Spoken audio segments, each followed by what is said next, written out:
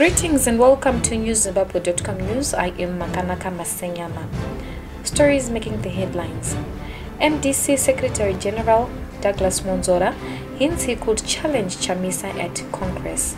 In the courts, visually impaired Mashingo man sodomizes guide in the presence of his wife. In business, Parliament sits on law intended for ease of business in the country. And in sports, Premier Soccer League blocks Ngeze Platinum South African tour. Now for the news in greater detail. Ambitious MDC Secretary General Douglas Mwonzora has hinted he could challenge party president Nelson Chamisa in the main opposition's elective congress set for this coming May. In an interview with Zim TV this Monday, the MDC senator said he was ready to run for any post he is nominated for. I am a full member of the MDC and he has full rights in terms of his constitution, including the right to contest any position. However, I am waiting for the nomination process to see where I will be nominated. Mwonzora in 2014 pulled a shocker by beating the much popular Chamisa for the post of Party Secretary General. Chamisa, however, leapfrogged the Harare lawyer when he was in 2016 appointed co-vice president by late founding MDC leader Morgan Tsvangirai. Chamisa, who bulldozed his way to the helm of the party when Tsvangirai died last year, told his followers at a party rally at the weekend that all posts are open for contestation. First Lady Auxilia Mnangagwa has challenged Zimbabwean women to try exploring income-generating projects offered by the country's tourism sector as opposed to spending time gossiping.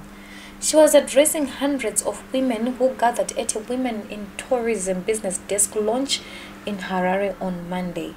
Instead of spreading gossip, women, let us spread fresh thinking and innovative ideas that make us better businesswomen. Mrs. Mnangagwa was last week appointed patron of Women in Tourism, an organization that seeks to increase women's participation in the tourism and hospitality industry. In the courts, a visually impaired Mashingo man turned from his wife with whom he was sleeping with and sodomized his 15-year-old guide, a Mashingo magistrate's court has heard. 41-year-old Edson Chivi was not asked to plead when he appeared before Magistrate Dambodzo Malonga facing aggravated indecent assault charge. The alleged offense happened 10 February this year at around 10 p.m. Court heard that Chivi was sleeping in the same shack with his wife, who is also visually impaired, together with the guide and a visitor to the couple. Court was further told that the visitor witnessed the abuse. Chivi was remanded to 11 March for trial.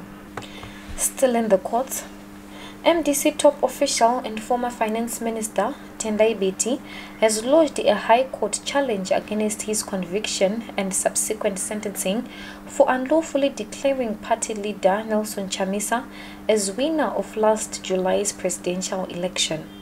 Biti was last week fined $200 or 7 days imprisonment for unlawfully announcing the results, while he was also handed a wholly suspended 6-month jail sentence for claims Chamisa won the poll. We shall be taking a short break. We'll be back soon. So ngiyanicela bazihlobo zami ukuthi if anika ijoin diaspora funeral cash plan niphangise ukuyijoina because iyanceda kakhulu.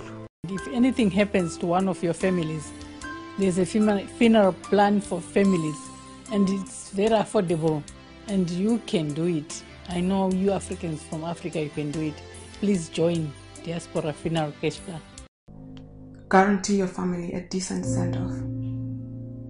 Talk to Diaspora Funeral Cash Plan today.